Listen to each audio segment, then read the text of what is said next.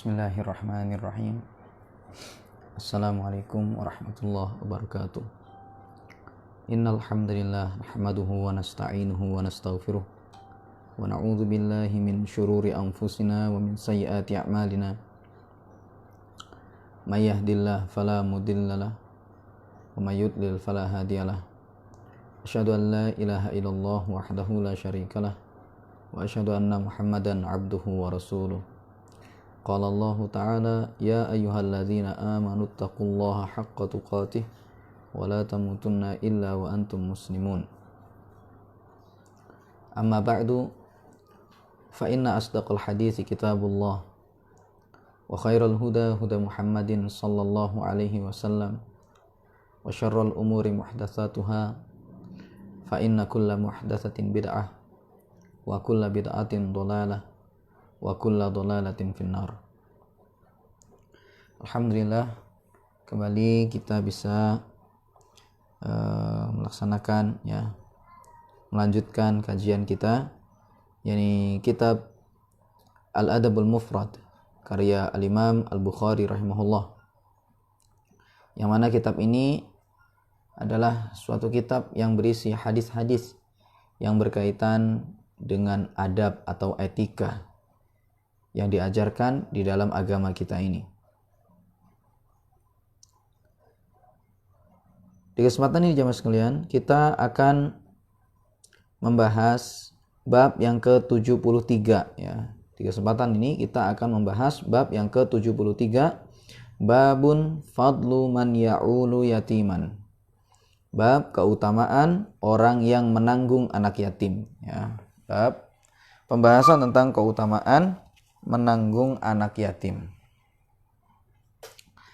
Pada hadis yang ke-131, Al-Imam Al-Bukhari rahimahullah mengatakan, haddatsana Ismail qala haddatsani Malikun an Thawr ibni Zaid ya, an Thawr ibni Zaidin an Abil Ghais an Abi Hurairah anin Nabi sallallahu alaihi wasallam as-sa'i 'alal armilati wal masakini kal mujahidina fi sabilillah wa kalladhi yasumun nahara wa yaqumul laila. Kata Imam Al-Bukhari rahimahullah, telah mengajarkan kepada kami Ismail. Dia berkata telah mengajarkan kepadaku Malik dari Thawr bin Zaid, dari Abil Ghais, dari Abi Hurairah, dari Nabi sallallahu alaihi wasallam. As-sa'i. As-sa'i dikatakan oleh pensyarah di sini, as-sa'i alladhi yadhhabu wa yaji'u fi tahsili ma yanfa'ul armilata wal masakin.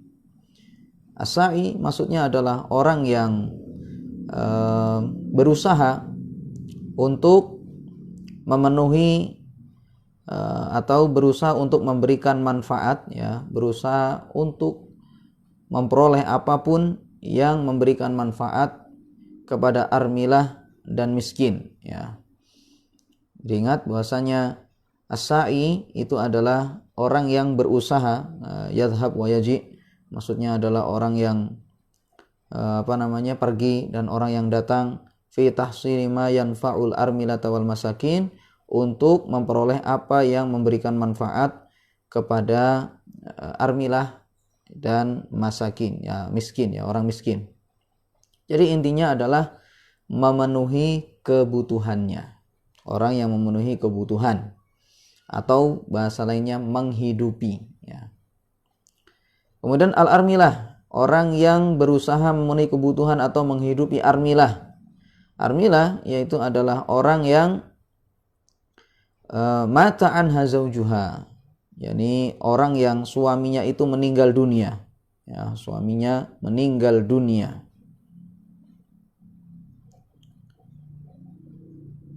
Jadi intinya jamaah sekalian, bisa juga diartikan armilah ini adalah orang yang sebatang kara ya.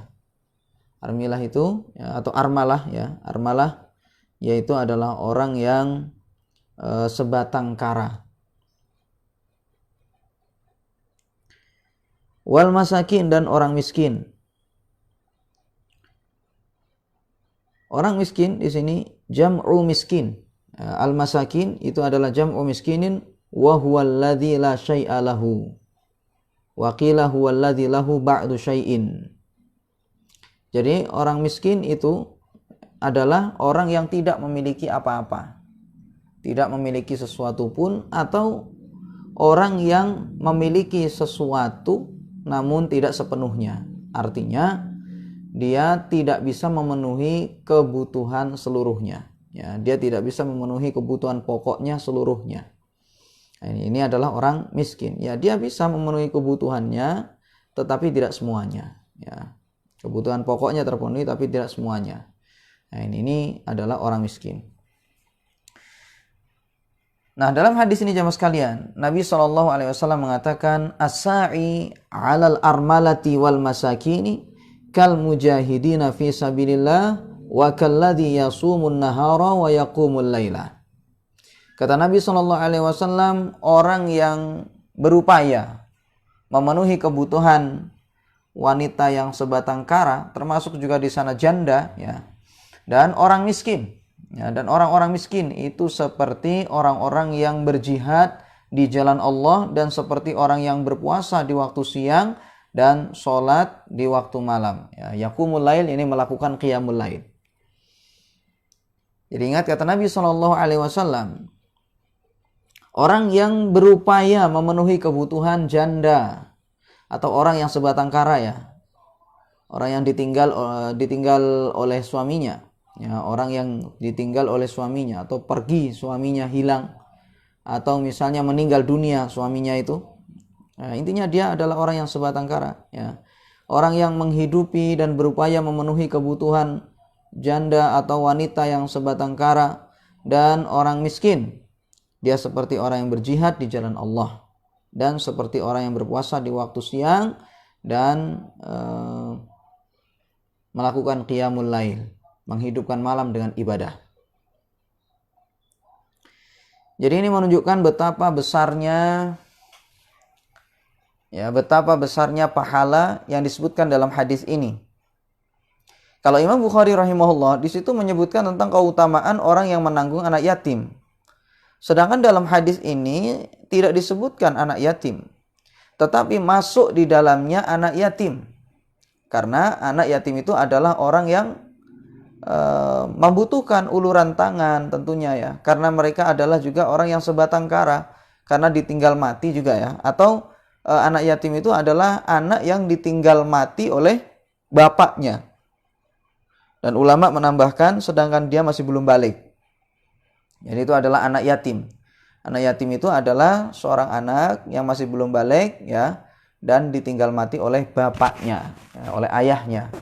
Maka itu adalah anak yatim, dan dia atau mereka ini adalah orang-orang, ya, yang sangat butuh sekali dengan bantuan. Maka Imam Bukhari rahimahullah memasukkan keutamaan menanggung anak yatim, ya, di dalam bab ini, padahal ketika beliau menyampaikan hadisnya tidak disebutkan sama sekali. Dan ini menunjukkan bahwasanya kalau memang orang yang disebutkan dalam hadis ini, ya, orang yang disebutkan dalam hadis ini mendapatkan, orang yang menanggung orang yang disebutkan dalam hadis ini mendapatkan keutamaan yang lebih besar, maka anak yatim pun juga lebih berhak untuk mendapatkannya, atau layak dalam hadis, lebih layak untuk masuk dalam hadis ini. Ya, jadi ingat bahwasanya kalau memang menanggung orang yang disebutkan dalam hadis ini mendapatkan keutamaan yang sangat luar biasa, maka berarti termasuk di dalamnya menanggung anak yatim, ya, menghidupi anak yatim. Ya, jadi termasuk di dalamnya karena mereka adalah orang yang sangat membutuhkan uluran tangan, ya. Bahkan boleh dikatakan sangat butuh dibandingkan dengan orang yang disebutkan dalam hadis ini.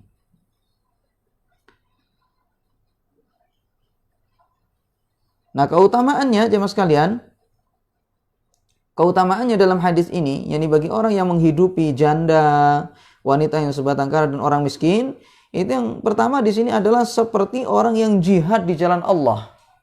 Seperti orang yang jihad di jalan Allah. Kalau kita lihat misalnya tentang keutamaan jihad fi sabilillah, ya, keutamaan jihad fi sabilillah, kata Nabi SAW, inna fil jannati mi'ata darajatin a'addahallahu lil mujahidina fi sabilihi kullu darajataini ma bainahuma kama bainas sama'i wal ard. Kata Nabi SAW, sesungguhnya di dalam surga itu ada 100 derajat yang Allah siapkan bagi orang-orang yang berjihad di jalan Allah. Masing-masing derajat itu, ya, antara satu derajat dengan derajat yang lain, itu adalah sebagaimana jarak antara langit dan bumi. Bayangkan ya, orang yang berjihad itu keutamaannya sangat luar biasa sekali. Di dalam surga, ya, sesungguhnya dalam surga itu ada 100 derajat. Bayangkan ya mas kalian, ya, orang ya di dalam surga, kemudian habis itu di dalamnya, ya, dia melihat ada 100 derajat di dalamnya itu, 100 tingkatan. Dan Allah siapkan bagi orang yang berjihad itu. Nah, 100 derajat ini Allah siapkan bagi orang yang jihad di jalan Allah Subhanahu wa taala. Lalu kemudian kata Nabi SAW, jarak antara satu derajat dengan derajat yang lain. Ini ingat, ini ada 100 derajat. Kemudian antara satu derajat dengan derajat berikutnya, itu jaraknya adalah ya seperti jauhnya antara langit dan bumi. Ya, antara langit dan bumi ini jauh sekali. Ini sekarang ada 100 derajat. Ya, jadi sangat luar biasa sekali ya tinggi derajat tersebut atau tingginya derajat tersebut. Dan betapa agungnya ya kemuliaan, keutamaan yang diperoleh oleh orang-orang yang berjihad. Ya, dia memperoleh 100 derajat. Nah, kalau memang orang yang berjihad di jalan Allah Subhanahu wa taala memiliki keutamaan yang sangat luar biasa seperti itu, maka demikian pula masuk di dalamnya atau demikian seperti itu ya mendapatkan keutamaan yang sama, yaitu orang yang menghidupi janda dan orang miskin. Memenuhi kebutuhan mereka ya, memberikan pakaian kepada mereka, memberikan makanan pokok kepada mereka atau yang semisalnya. Intinya semua kebutuhan mereka yang sifatnya daruri. Ya, memenuhi kebutuhan mereka yang memang itu kebutuhan pokok bagi mereka, ya. Maka keutamaannya seperti orang yang jihad di jalan Allah Subhanahu wa taala. Ya, ini sangat luar biasa sekali. Ya. Misalnya memberikan tempat kepada mereka, ya. Dan di sini juga jemaah sekalian, menghidupi di sini ya, ini juga nggak harus menikahi. Sama janda ini misalnya ya, jadi menghidupi janda di situ ya nggak harus menikahi. Ya, intinya membantu mereka, membantu kebutuhan pokok mereka. Ya. Entah dengan pakaian, makanan, ya, atau tempat misalnya, maka keutamanya sangat luar biasa sekali. Atau juga misalnya membantu orang-orang miskin, memenuhi kebutuhan orang-orang miskin, memenuhi kebutuhan mereka. Ya, memenuhi kebutuhan mereka atau menghidupi orang-orang miskin. Itu juga sama. Ya, keutamaannya seperti orang yang jihad di jalan Allah Subhanahu wa taala. Ya, seperti orang yang jihad di jalan Allah Subhanahu wa taala. Tidak hanya seperti orang yang jihad di jalan Allah Subhanahu wa taala. Nabi kita sallallahu alaihi wasallam menambahkan wa kalladzi yasumun nahar. Dan seperti orang yang berpuasa di waktu siang. Sudah seperti orang yang jihad, ditambah lagi seperti orang yang berpuasa di waktu siangnya. Ya. Ingat kita ini jemaah sekalian ya, kalau di zaman sekarang kapan kita pernah berperang melawan musuh ya, yang mana nyawa itu ya menjadi taruhannya. Belum kita sampai luka-luka ya dalam membela agama ini. Ya, belum sampai kita ini mendapatkan kesulitan seperti yang dihadapi para mujahidin dahulu di zaman Nabi SAW dan seterusnya. Tetapi jemaah sekalian ingat bahwasanya termasuk keutamaan Islam. Ya, termasuk keutamaan Islam yaitu adalah umatnya atau pemeluknya, ya, pemeluk dari agama Islam ini dia melakukan amalan yang sedikit tetapi pahalanya itu sangat luar biasa. Pahalanya sangat besar dan bahkan menyamai amalan-amalan yang sangat berat dan sangat banyak sekali. Yang sangat melelahkan. Padahal yang dikerjakan tidak seberapa, tetapi pahalanya sangat luar biasa sekali. Ya, pahalanya itu sangat luar biasa sekali. Jadi ibarat seperti orang yang melakukan amalan yang sangat banyak, melakukan amalan yang sangat berat. Ya. Lihat di sini ya, menanggung anak yatim, atau menanggung janda, ya, anak orang miskin juga, ya, memenuhi kebutuhan mereka, itu pahalanya seperti orang yang jihad di jalan Allah Subhanahu wa taala. Dan ditambah lagi seperti orang yang berpuasa di waktu siang. Ya, puasa ditambah lagi jihad ditambah lagi seperti orang yang berpuasa di waktu siang. Dan kata Nabi SAW tentang orang yang berpuasa, man shoma yauman fi sabilillahi ba'adallahu an-nara an wajhi sab'ina kharifan. Kata Nabi SAW, barang siapa yang berpuasa satu hari di jalan Allah, ya, barang siapa yang berpuasa satu hari di jalan Allah, maka Allah akan jauhkan neraka itu dari wajahnya sejauh 70 masa. 70 tahun, 70 masa. Bayangkan ini ya, orang yang berpuasa satu hari saja di jalan Allah Subhanahu wa taala. Ya, orang yang berpuasa satu hari saja di jalan Allah Subhanahu wa taala, maka pahalanya, ya, keutamaannya adalah Allah jauhkan wajahnya itu dari neraka. Ya, artinya orang ini memang dijauhkan dari siksa api neraka. Dan jauhnya tidak main-main ya Mas sekalian. Jauhnya adalah sampai 70 tahun perjalanan. Ya, 70 masa perjalanan. Ya. Ya, jadi ini sangat luar biasa sekali. Ditambah lagi dan orang yang mengkafil ya, ingat, dan orang yang mengkafil anak yatim, orang yang menghidupi janda dan orang wanita-wanita yang sebatang kara serta orang-orang miskin, maka itu pahalanya sama seperti orang yang selalu berpuasa. Artinya dia juga akan dijauhkan dari siksa api neraka seperti orang yang berpuasa di waktu siang tadi. Kemudian ditambah lagi wa yaqumul laila, dan seperti orang yang menghidupkan malam dengan sholat, dengan ibadah, dengan membaca Al-Quran, dengan berzikir, dengan beristighfar atau yang semisalnya. Intinya dengan berbagai macam ibadah. Ya, jadi orang yang menanggung, ya, kebutuhan para janda atau wanita yang sebatang kara, orang miskin dan anak yatim, itu sama seperti dia itu terus melakukan sholat, ya, melakukan sholat malam. Dan kita tahu sendiri bahwasanya qiyamul lail itu adalah memang merupakan kebiasaan orang-orang soleh dahulu. Lihat kalau kita lihat misalnya ya, Nabi kita SAW mengerjakan sholat sunnah, qiyamul lail itu kakinya sampai pecah-pecah, sampai bengkak.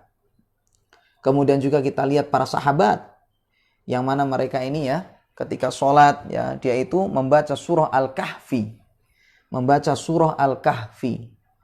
Dan kemudian dia nikmati surah Al-Kahfi itu ternyata ada panah yang menancap di tubuhnya. Dan namun dia lanjutkan. Dia tidak batalkan sholatnya. Meskipun dalam kondisi demikian, dia tetap lanjutkan sholatnya itu. Nah, jadi ini sangat luar biasa sekali ya. Orang-orang soleh dahulu, ya, mereka benar-benar menghidupkan malam itu. Kalau kita lihat dari kisah-kisah para ulama dahulu, ya, yang ada yang dari mereka itu yang mengkaji ilmu agama, yang membaca kitab semalaman, ada yang dari mereka itu sholat semalaman, ya, ada di antara mereka itu yang berzikir, ya, sekuat-kuatnya sudah di waktu malam. Dan para ulama mengatakan hendaknya seseorang itu ya disesuaikan dengan kondisi tubuhnya atau sesuai dengan kemampuan dia. Memang orang harus memenuhi haknya dia, haknya mata, haknya tubuh ini, artinya dengan tidur di waktu malam. Tetapi kalau seandainya seorang memiliki kekuatan, ya, dan dia tidak nyaman untuk tidur, ya, maka hendaknya dia hidupkan malamnya itu dengan ibadah kepada Allah Subhanahu wa taala. Dan kadang itu dijumpai dari sebagian manusia, itu ada yang memang mereka ini memiliki kekuatan yang luar biasa. Dan mereka tidak biasa tidur malam memang. Ya, maka bagi orang-orang yang seperti ini, maka hendaknya dia hidupkan malamnya itu, dia manfaatkan malamnya itu dengan ibadah kepada Allah Subhanahu wa taala. Jadi jangan sampai nanti ya malamnya itu dihabiskan hanya untuk begadang misalnya ya. Begadang tapi tidak digunakan untuk hal yang bermanfaat, ngobrol misalnya ya, main catur, misalnya main kartu atau main Kadang ya, sebagian kita lihat itu suka dengan layang-layang, malam-malam main layang-layang. Nah, ini jadi ini iman. Orang-orang soleh dahulu ya, yang mana mereka itu tidak biasa tidur malam, yang mana badan mereka itu fit, badan mereka itu sehat, maka mereka manfaatkan malam itu untuk ibadah kepada Allah Subhanahu wa taala. Makanya sampai ada seorang ulama itu yang mengatakan bahwasanya dia itu tidak betah hidup di dunia ini kalau seandainya tidak ada malam. Karena di waktu malam itu memang dia gunakan untuk ibadah kepada Allah Subhanahu wa taala, bermunajat kepada Allah ya. Nah, jadi memohon kepada Allah Subhanahu wa taala kebaikan dunia dan akhirat. Nah, ini yang membuat mereka itu merasakan kelezatan. Ya, jadi inilah orang-orang soleh dahulu. Nah, dan ingat, namun bagi orang-orang yang memang kondisi tubuhnya tidak mendukung untuk melakukan itu, semalaman misalnya, maka semampunya dia, lakukan yang termudah bagi dia. Ya, lakukan yang termudah bagi dia. Ya, kalau seandainya dia lakukan itu di sepertiga malam terakhir misalnya, maka itu bagus. Sebagaimana misalnya dalam hadis Nabi kita SAW bersabda, yanzilullahu tabaraka wa ta'ala ila sama'id dunya fayaqulu hal min sa'ilin yu'ta hal min da'in yustajabu lahu hal min mustaghfirin yughfaru lahu hatta yanfajiras subuhu. Kata Nabi SAW, Allah tabaraka wa ta'ala turun ke langit dunia ya, yakni di sepertiga malam terakhir. Kemudian Allah mengatakan, apakah ada orang yang meminta lalu akan diberi? Apakah ada orang yang berdoa? Ya, apakah ada orang yang berdoa niscaya akan dikabulkan? Apakah ada orang yang beristighfar memohon ampun niscaya akan diampuni? Ya.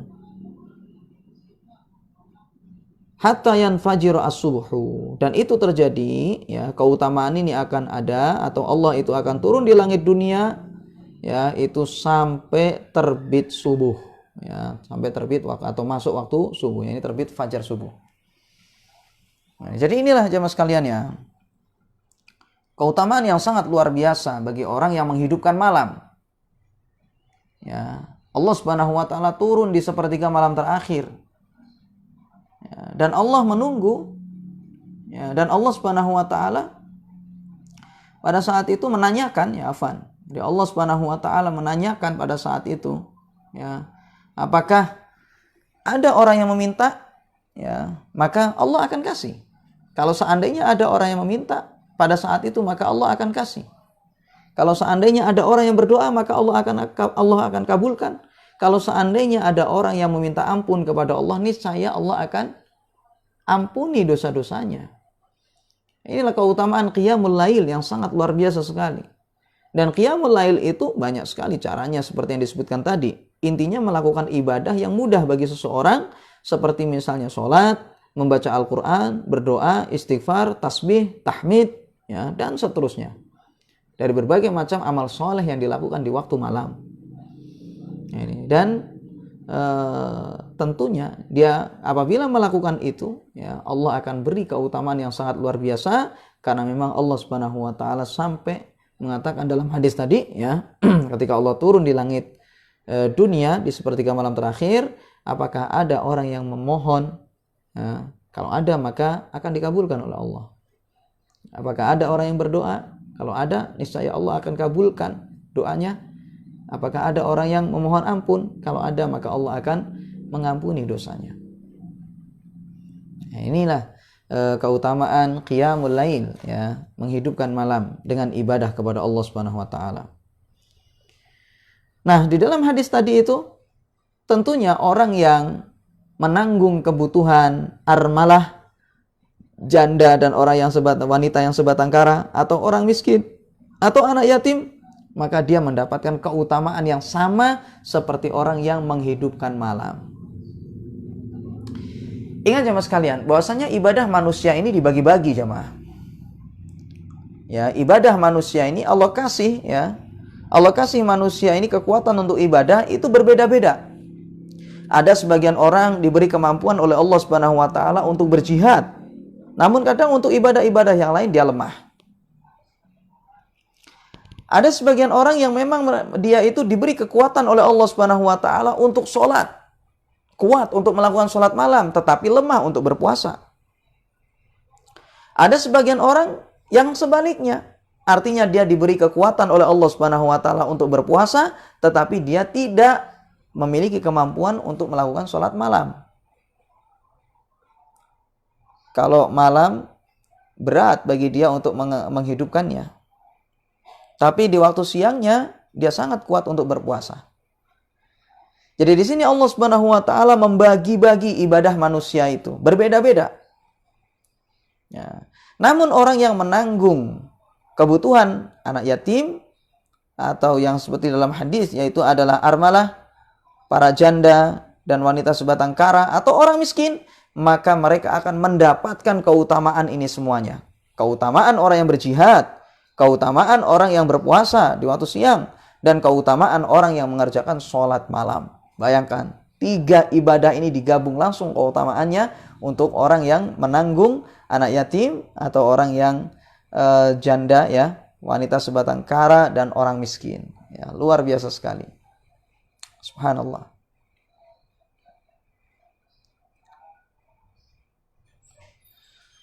Nah sekarang jemaah sekalian, apakah masuk di dalamnya menanggung kebutuhan sang ibu? Ya, apakah masuk di dalamnya itu menanggung kebutuhan sang ibu? Maka kita katakan bahwasanya masuk juga di sana menanggung kebutuhan sang ibu. Karena terkadang memang ya sang ibu itu juga ditinggal oleh suaminya. Entah ditinggal karena meninggal atau yang lainnya. Ya, sehingga dia pun juga sebatang kara. Ya, maka sang anak ya yang menanggung kebutuhan sang ibu itu pun juga masuk di dalam hadis ini. Ketika dia merawat ibunya, memenuhi kebutuhannya, memberikan pakaian, memberikan tempat tinggal, ya, memberikan makan kepada ibunya itu misalnya, maka masuk dalam hadis ini, yaitu dia akan memperoleh pahala seperti orang yang berjihad, memperoleh keutamaan seperti orang yang berjihad, seperti orang yang berpuasa, dan juga seperti orang yang mengerjakan sholat malam. Dan bahkan kalau memang itu adalah ibunya yang dia rawat, maka hukumnya adalah wajib. Ya, karena memang sang anak itu wajib untuk menafkahi ibunya, memenuhi kebutuhan ibunya, wajib bagi sang anak. Dan bahkan para ulama mengatakan, kalau seandainya anaknya itu banyak, ya tentunya semuanya pada asalnya.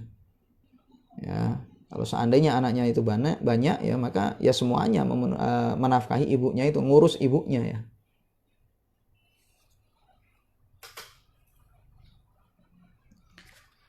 Nah kemudian juga jemaah sekalian,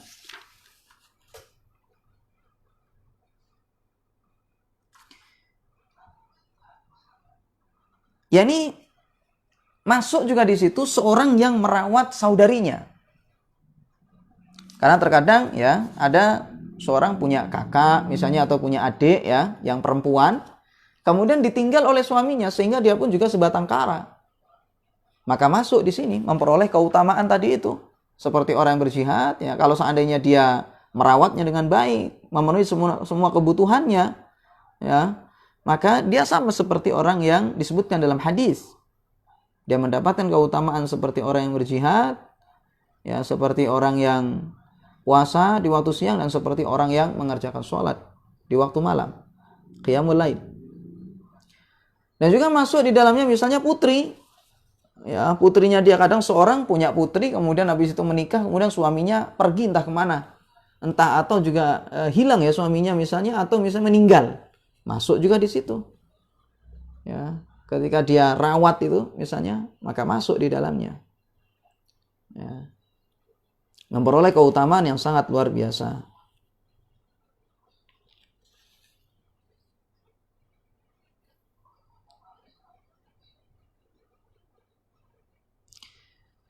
Baik, jadi jemaah sekalian, juga termasuk di situ ya orang-orang yang menafkahi kerabatnya ya. Menafkahi kerabatnya seperti yang disebutkan tadi itu ya.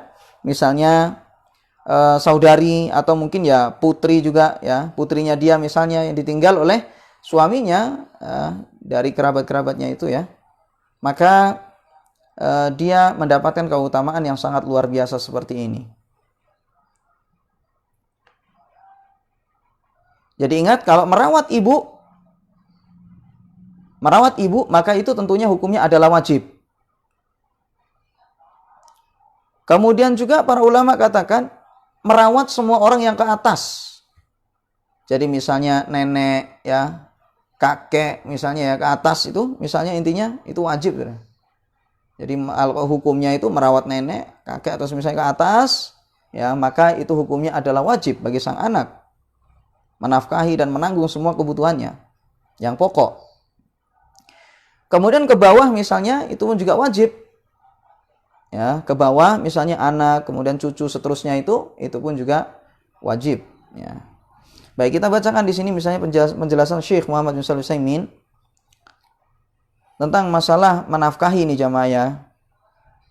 Jadi menafkahi orang-orang ini semuanya, ingat, itu pun juga memperoleh keutamaan seperti yang disebutkan dalam hadis.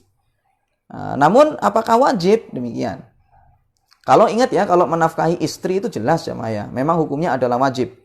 Kalau memang menafkahi istri, maka itu hukumnya adalah wajib. Baik istri itu kaya atau istri itu miskin. Ingat itu. Baik dia itu adalah ahli kitab atau orang Islam, muslimah, maka wajib untuk menafkahi dia, menanggung semua kebutuhan pokok dia, pakaian, makanan, dan tempatnya.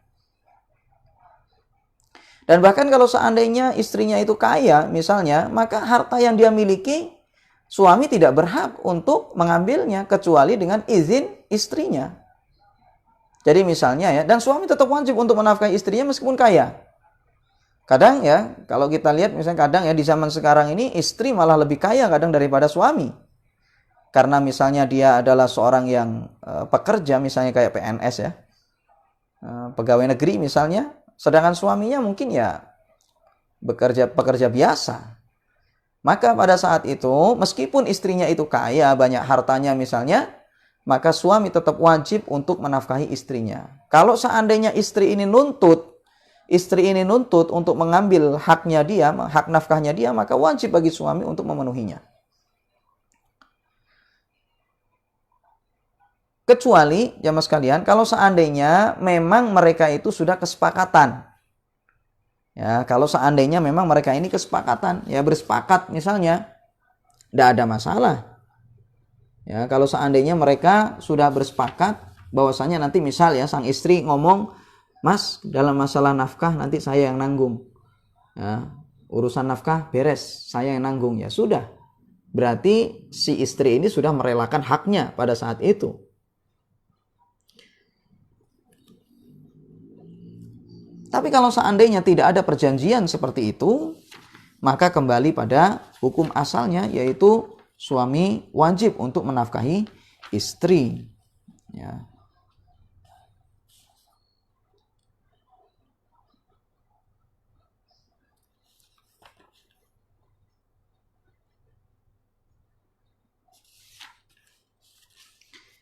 Baik, ini adalah istri. Nah, kemudian adapun selain istri, jamaah sekalian, dari kerabat-kerabat itu ya, misalnya seperti yang kita sebutkan tadi ya, misalnya saudari, paman misalnya ya, saudari atau paman misalnya, atau yang semisalnya ya dari kerabat-kerabat itu, apa hukumnya menafkahi mereka? Apa hukumnya menanggung kebutuhan mereka? Maka jawabannya adalah dikatakan oleh Syekh Muhammad bin Shalih Al-Utsaimin di sini, amma ghairu az-zaujati minal aqaribi fa innaha tajibu bi syurutin arba'ah. Adapun selain istri dari kerabat-kerabat seseorang, maka wajib untuk dipenuhi kebutuhannya, wajib untuk dinafkahi, namun syarat wajibnya ada 4. Syarat wajibnya itu ya, syarat wajib menafkahi mereka ini 4. Al-awwalu ghinal munfik. Yang pertama yaitu adalah orang yang menafkahi ini kaya memang. Ya, orang yang menafkahi ini memang kaya. Kalau seandainya miskin ya tentunya dia tidak wajib untuk menafkahi. Bagaimana dia memenuhi kerabatnya sedangkan dirinya sendiri tidak bisa makan? Ya. Bagaimana dia bisa memenuhi kebutuhan kerabat-kerabatnya sedangkan dirinya sulit? Ya. Jadi syarat wajibnya itu adalah pertama kaya memang orang yang menafkahi itu. Kalau seandainya dia kaya, ya, maka pada asalnya wajib bagi dia untuk menafkahi kerabatnya tersebut selain istri ya. Kerabatnya tersebut. Ini yang kita bahas di sini selain istri ya. Istri bukan kerabat memang. Asyartu tsani, syarat yang kedua, hajatul munfaq alaihi. Ya, hajatul munfaqi alaihi. Afan, sebelumnya ya kadang kalau istri itu kadang juga kerabat jemaah. Misalnya kayak apa namanya? Dia adalah sepupunya ya, misalnya ya. Sepupunya. Itu kan boleh menikahi sepupu. Itu kerabat juga. Tapi bagaimanapun juga kalau istri ya, kewajiban menafkahi istri itu tanpa syarat memang. Ya, tanpa syarat yang disebutkan di sini maksudnya. Wajib memang menafkahi dia. Ya. Karena menafkahi mereka itu sebagai ganti dari istimta. Ya, yakni kehalalan dia, ya, menikmati kehalalan si wanita tersebut atau istri tersebut. Baik, jadi ingat bahwasanya kalau seandainya yang dinafkahi itu selain istri ya, dari kalangan kerabat, maka yang pertama syarat wajibnya itu ya, syarat wajibnya yaitu adalah kaya memang. Orang yang menafkahi itu adalah orang kaya. Kalau kaya wajib pada asalnya. Asyartu tsani, syarat yang kedua, hajatul munfaq alaihi ya. Jadi orang yang dinafkahi itu memang butuh. Ya, orang yang dinafkahi itu memang butuh. Kalau seandainya misal kita punya saudari ditinggal oleh suaminya, meninggal atau yang semisalnya, tetapi dia kaya raya. Misalnya ya, dia misalnya kaya raya, ya maka buat apa kita menafkahi dia? Pada saat itu kita tidak wajib untuk menafkahi dia. Kalau memang dia adalah orang kaya, yang memang tidak butuh maksudnya. Jadi yang wajib di situ adalah kalau seandainya memang dia butuh karena miskin atau yang semisalnya. Ya. Asyartu salis, ya, asyartu asalis, syarat yang ketiga, istiwa uhuma fiddin. Wajib bagi seseorang untuk menafkahi kerabatnya kalau seandainya dia itu agamanya sama, artinya agamanya sama-sama Islam. Kalau seandainya agamanya itu bukan Islam, maka tidak wajib untuk menafkahinya, ya, tidak wajib untuk menafkahinya. Tapi kalau seandainya untuk takliful qulub misalnya ya, untuk menyambung hubungan baik dengan mereka, tidak ada masalah. Tapi apakah wajib? Maka jawabannya tidak. Karena kalau seandainya agamanya itu beda. Kalau agamanya bukan Islam. Ya, kalau seandainya agamanya itu bukan Islam, maka tidak wajib. Jadi kalau seandainya Islam agamanya, maka wajib. Tapi kalau seandainya bukan Islam, memang tidak wajib. Namun tetap disyariatkan untuk menyambung hubungan baik dengan mereka dengan memberikan semua kebutuhan mereka. Itu juga disyariatkan. Ya.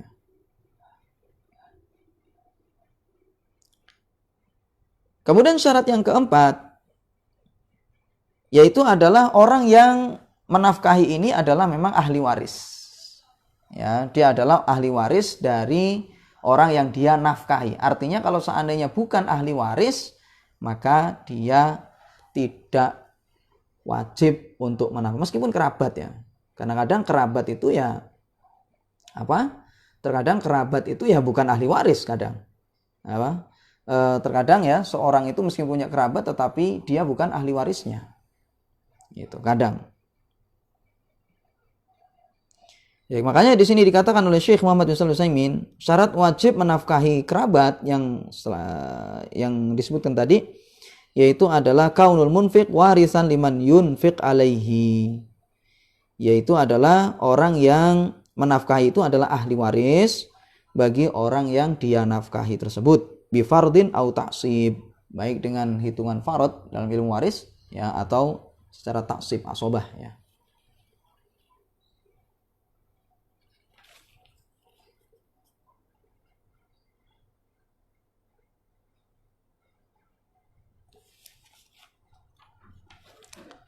Tapi ingat jemaah sekalian, ya. Kalau seandainya dia itu adalah orang yang dia tanggung itu adalah, atau orang yang butuh tadi itu misalnya ya, itu adalah usul atau furuknya dia.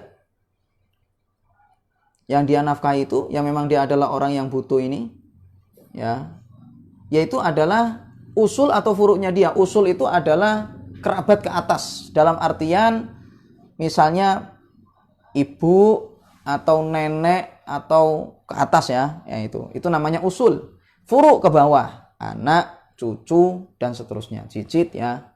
Nah, ini maka itu wajib untuk dinafkahi tanpa syarat yang keempat ini. Meskipun dia itu bukan ahli waris, ya, maka wajib untuk menafkahi mereka kalau memang mereka adalah orang yang butuh, kemudian agamanya sama, dan orang yang menafkahi ini adalah orang kaya.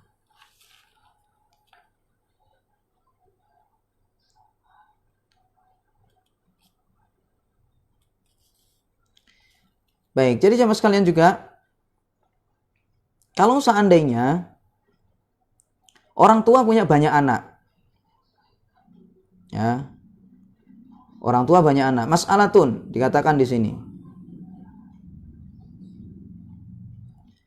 Manil ladzi yajibu 'alan nafaqah 'ala abawaihi minal abna?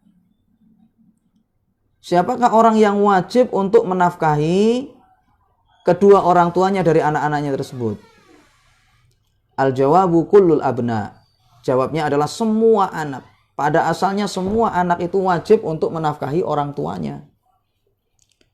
Fa in kanu kulluhum aghniya'a fatuwazzau 'alaihim. Kalau seandainya mereka semuanya kaya, maka tentunya mereka dibagi dalam urusan nafkah. Semuanya menafkahi. Hari pertama si fulan, hari kedua si fulan, hari ketiga dan seterusnya dibagi. Artinya wajib untuk memenuhi atau menafkahi orang tuanya dari semua anak yang kaya ini. Wa in kana ba'duhum faqiran wa ba'duhum ghaniyan fa'al aghniya. Kalau seandainya sebagian miskin dan sebagian kaya, anaknya banyak tapi nggak kaya semuanya. Sebagian miskin, sebagian kaya.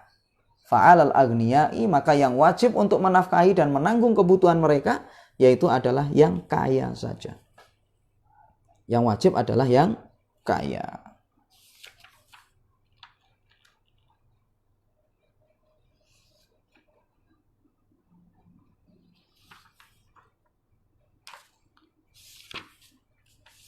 Baik, intinya jamaah sekalian ya, orang yang menanggung kebutuhan orang, ya, orang yang menanggung kebutuhan orang yang sebatang kara. Ingat ini, orang yang menanggung kebutuhan orang yang sebatang kara, wanita janda misalnya, ya, atau wanita yang ditinggal oleh suaminya, pergi hilang misalnya, ya, dan menanggung anak yatim atau orang miskin, maka dia itu mendapatkan keutamaan seperti yang disebutkan dalam hadis tadi, seperti orang jihad, seperti orang yang berpuasa, seperti orang yang sholat di waktu malam. Entah nanti yang dia tanggung itu orang tuanya, atau anaknya, atau saudarinya, atau pamannya, kerabatnya, atau yang lain, atau orang lain yang tidak ada hubungan nasab dengan dia. Kalau dia tanggung semua kebutuhannya itu, ya, maka dia termasuk dalam hadis. Ya, termasuk dalam hadis tadi. Namun ingat bahwasanya orang ini akan mendapatkan keutamaan seperti dalam hadis ini dengan syarat. Ya, orang ini akan mendapatkan keutamaan seperti yang disebutkan dalam hadis, namun dengan syarat. Syaratnya adalah ihtisab. Syaratnya adalah ihtisab. Artinya jemaah sekalian, syaratnya itu adalah orang ini harus mengharapkan pahala dari Allah. Dari ada niat. Jadi ada niat. Kalau seandainya nggak ada niat, dia menafkahi namun lalai. Cuma karena hobi aja ngasih orang misalnya. Maka tidak termasuk dalam hadis. Dia tidak mendapatkan keutamaan itu. Makanya Nabi kita SAW bersabda, "Idza anfaqal muslimu nafaqatan ala ahlihi wa huwa yahtasibuha kanat lahu shadaqatan." Kata Nabi SAW, apabila seorang itu memberikan nafkah kepada keluarganya dan dia mengharapkan pahala, maka dia kanat lahu shadaqatan, baginya itu sedekah. Artinya dia memperoleh pahala. Namun ingat, kalau seandainya dia itu apa? Mengharapkan pahala. Kalau seandainya dia itu lalai, tidak mengharapkan pahala dari Allah, ngasihnya hanya ngasih saja karena kebiasaan misalnya, karena hobi, maka tidak masuk di sini. Dia tidak mendapatkan keutamaan. Makanya kata Syekh Muhammad bin Shalih Al-Utsaimin, wa hadzal hadits yanbaghi an yakuna muqayyidan li jami'il ahadits al-mutlaqah allati waradat fi anna al-infaqu 'alal ahl wa 'alan nafsi shadaqah fayakunul murad ma'al ihtisab. Jadi berdasarkan hadis yang barusan kita baca ini, ya, ini menunjukkan bahwasanya semua hadis yang menjelaskan tentang pahala sedekah, pahala memberikan infak, pahala menafkahi, itu harus diikat, muqayyad, disertai dengan ihtisab. Syaratnya memperoleh keutamaan seperti yang disebutkan dalam hadis-hadis itu, yaitu adalah harus ada ihtisab. Ya, ini mengharapkan pahala. Kalau tidak mengharapkan pahala, maka tidak termasuk di dalamnya.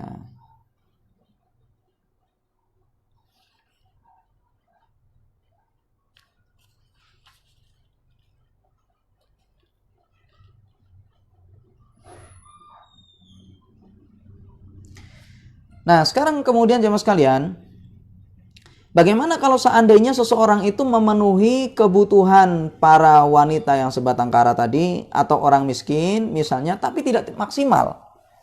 Memenuhi kebutuhan mereka tapi tidak semuanya, artinya sebagian saja yang dipenuhi kebutuhannya. Dibantu namun tidak semuanya.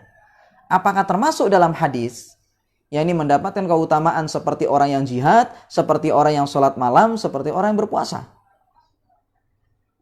Maka jawabannya adalah berdasarkan keumuman hadis, maka termasuk di dalamnya. Baik orang itu memenuhi kebutuhan mereka seluruhnya atau sebagiannya. Meskipun tidak semua ya, maka termasuk dalam hadis ini.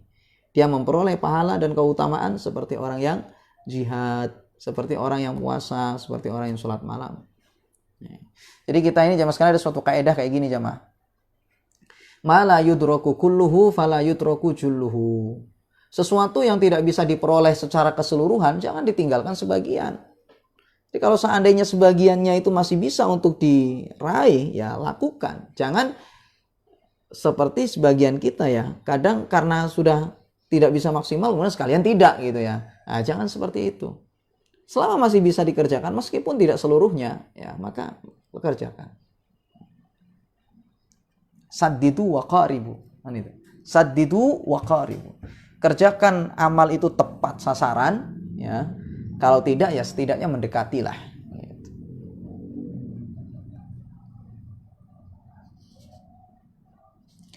Baik, demikian jemaah sekalian yang bisa kita sampaikan pada kesempatan ini ya.